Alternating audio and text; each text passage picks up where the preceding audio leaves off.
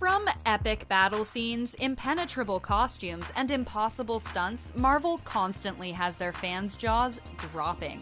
With 98% of the footage from the MCU films being sent to the special effects editing professionals, it isn't hard to imagine how different our favorite Avengers look behind the scenes. But imagining and seeing are two different things. From Endgame to WandaVision and Peter Parker in between, you won't believe how dramatically different these Marvel scenes look without the power of VFX and CGI. Just a big chocolate missile. How iconic was this girl power moment in Avengers Endgame? However, while it may have come together seamlessly on screen, the arrival of the female Avengers took a bit more extra work behind the scenes. As you can see here, each Avenger had to be added in almost one by one. Some of them were included using special effects, and others just popped up from underneath the camera's view. You got something for me? Captain America's encounter with himself while searching for the Infinity Stones was already mind-boggling. But watching how they filmed the scene hurt our brains even more. Chris Evans filmed both parts individually with his stunt double, swapping roles between takes. The editors did their magic later on to make it seem as if it truly was a double trouble situation. I can do this all day. Yeah, I know. Although heartbreaking, watching Tony Stark's sacrifice again is worth it, just to see how it looked behind the scenes. There was actually no Infinity Glove, no battle raging around him, and no Thanos looming over him, just RDJ's pure talent.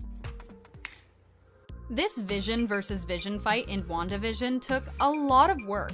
Paul Bettany filmed this scene with his stunt double, and they later digitally enhanced his stunt double's face to look like Paul instead. You can also see that the upper part of Vision's suit, as well as the environment around them, was added in later with special effects. But I'm not the true Vision. Getting to see the true strength of Wanda's powers in WandaVision was epic, but the cast and crew weren't treated to the same experience while Elizabeth Olsen was filming. Without special effects, Wanda's combustion in the Westview town square kinda looked a little like an adult temper tantrum. But it's still impressive to think about how it all came together in the end. This scene had our heart rates spiking, but we're glad to know Tom Holland wasn't in any danger filming it. Behind the scenes, Thanos' ship was actually just a green screen wall that Tom Holland was climbing while attached to a wire and wearing a motion capture suit. We're too high up, you're running out of air. That makes sense. The final battle was much less anticlimactic behind the scenes than on screen. The majority of the time, the cast wasn't even on set with one another at the same time. The day where the Avengers charged was when they had the most people on set, and even that pales in comparison to all the digital enemies we saw in the final cut. If you look closely, you'll see the Avenger army charged into a green screen. Filming Black Widow and her motorcycle was an event that included a Harley bike specifically created for the film, stunt doubles, and motorcycle cameras. For close-up shots, they would film Scarlett Johansson at a standstill, but for action shots, they had her stunt double weaving in and out of cars while two cameras followed in front and behind on motorcycles of their own. I'm always picking up after you, boys. Not all special effects are done with VFX, especially in the first episodes of WandaVision. They swapped out Wanda's red waves of power for strings, poles, and simple speed adjustments to achieve that perfect 1950s style. Well, please eat before it gets cold. Sorry to disappoint, but Thanos, not real. Not even behind the scenes. In order to bring him to life, Josh Brolin had to wear a big motion capture suit, which made his battle for the Infinity Gauntlet with Captain America in Endgame a little awkward without all of the special effects. Captain America's shield was also added with VFX, meaning while filming, it was basically Chris Evans throwing an imaginary weapon at Josh Brolin while he pretended to get hit. All 6 stones, I could simply snap my fingers.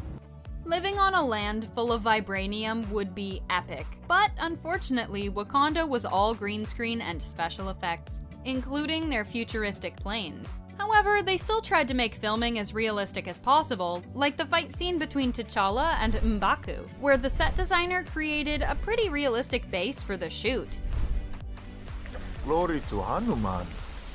Doctor Strange's cape for a lot of the scenes wasn't actually there. Benedict Cumberbatch would go through the motions of grabbing and putting on the cape, but it was added in later on using special effects. They just couldn't recreate how lifelike it was without help from the digital realm. However, in other scenes where it wasn't the main focus, it was just a part of Benedict's costume. Mark Ruffalo has expressed in the past how embarrassing it sometimes was to be dressed in a large motion capture suit around the rest of the Avengers cast.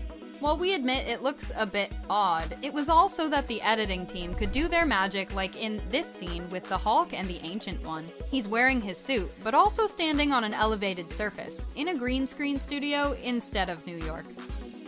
And Hulk. Smash.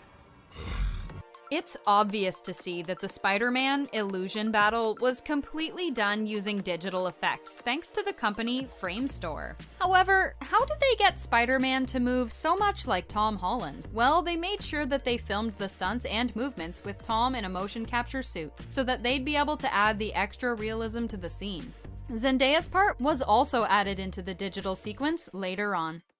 We saw plenty of different versions of Vision in WandaVision, however, what we didn't realize is that for a portion of the series, he was actually blue. Avatar blue. The showrunners worked with the makeup department to find what color paint would look the best translated in black and white. Turns out blue looked much better than maroon, and they stuck with the color through every black and white scene he shot.